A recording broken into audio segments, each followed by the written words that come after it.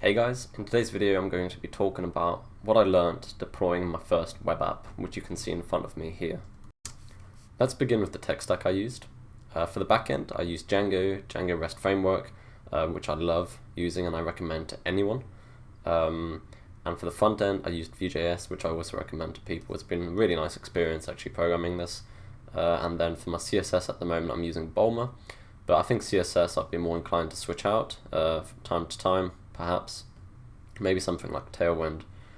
And then in terms of how I'm deploying it is DigitalOcean, and I'm using Docker to containerize everything to make deployment really super easy.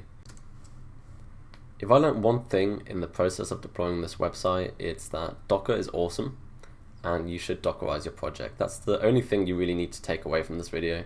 Docker is great and I'll explain why.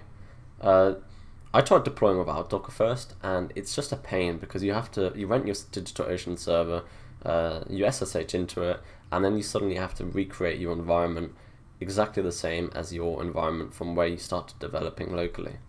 And on top of that, if you're working on a laptop and a PC and somewhere else, on each one of those machines you have to mimic your environment for it to work, and that can honestly take a while, setting up the database, making sure you've got the right versions of everything, blah blah blah.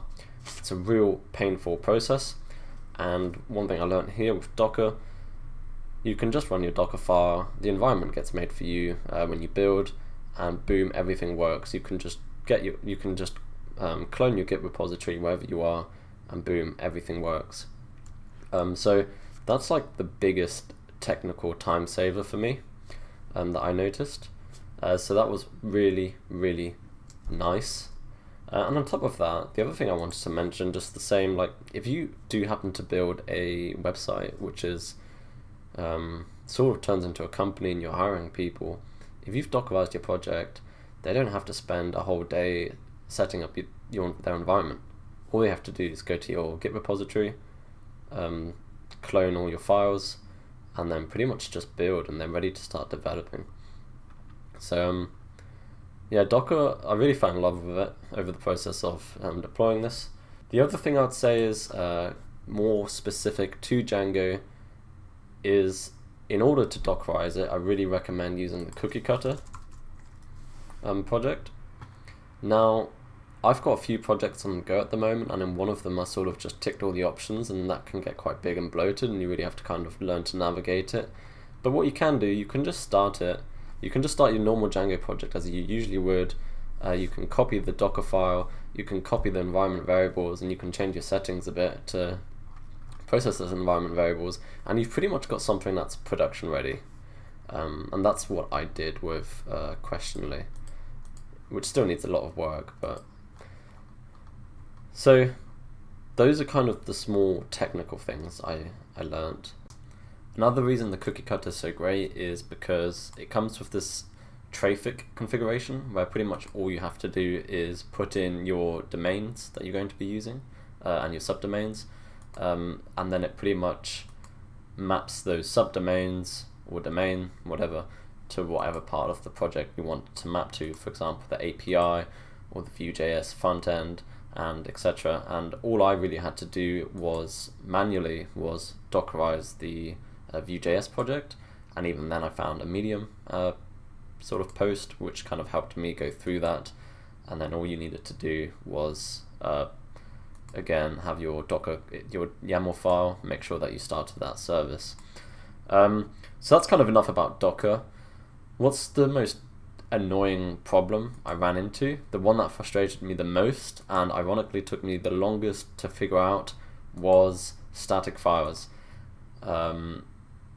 That was a real painful process, and I'll explain why and what my solution was in the end.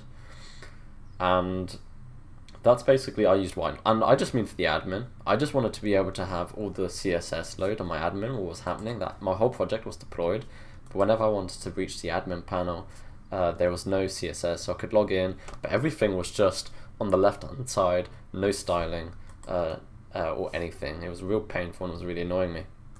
And essentially what was happening was I was trying to use I'd seen all these tutorials, and I wanted to use nginx basically to just serve the folder static, which had all my static files.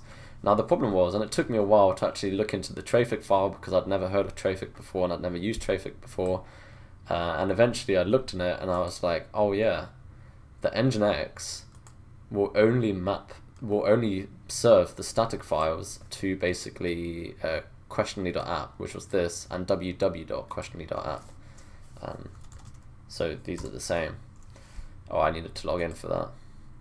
But oh, I've managed to log myself. Oh, there you go. So that was painful. So basically for ages I was just tearing my hair out because of course my API sits on a different subdomain, and I constantly was just trying to be like, I was just confused. It's like everything's right, I'm serving the static file, and yeah, I'm still not getting any static files. And eventually I looked into the network tab and I went on questionly.app and I just went like /static /blah blah blah, and I went into the network tab there and I realized that actually I was serving the static files but I was serving them to the wrong subdomain. So I ended up getting rid of all of the nginx configuration and using something called white noise. So that was another thing I learned for next time. I should have, I guess, Django. So white noise is great, and then once I configured this correctly, the admin panel started seeing all the CSS, which was nice. It wasn't like a big problem, but it was the one that annoyed me by far the most, because everything else was always much easier to debug, whereas here I didn't really know. So I learned a lot about static files, I learned about what happens with all of that. So that was interesting, and I think by accident I also learned a lot I learned a lot about nginx also in that process, which is always helpful. So what else can I talk about? I mean, overall it wasn't too difficult. I think the key thing is to just do something every day. That's something I would say. If you're someone who, you've got an idea, you want to build a web app, you've got your tech stack, which is Django, VueJS, Bulma, the key thing is doing it every single day. Even if it's 30-40 minutes, just do it every day. That's what I try to do, even with my other projects now. But yeah, and I'm super excited now. Like for me, this was always sort of this was a project that I wanted to build in this specific way, so I'd have a template to build other projects, and that's exactly what I've got now. I've got this project. I've got another project on the go, which I've been able to sort of prototype to a really high level, really fast, and I think I'll probably try and have it deployed this month. So I've gone from taking 5 months maybe, with a bunch of other stuff, to deploying this project, to maybe hopefully taking a month to deploy the next project.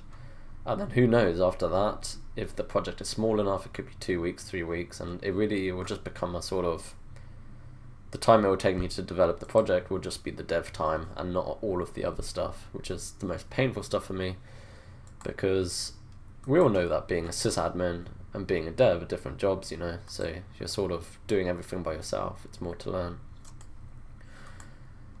But yeah, so I hope that was somewhat useful. I know I was kind of rambling towards the end there, but there's only one real key takeaway, which for me is to dockerize your project. It's awesome. I really recommend it, and it will make everything you do much easier, whether you want to go work on your laptop, whether you want someone else to come work with you, and you know, the container, yeah, it's fine, it's good. So yeah, thank you for watching. Hopefully that was somewhat useful.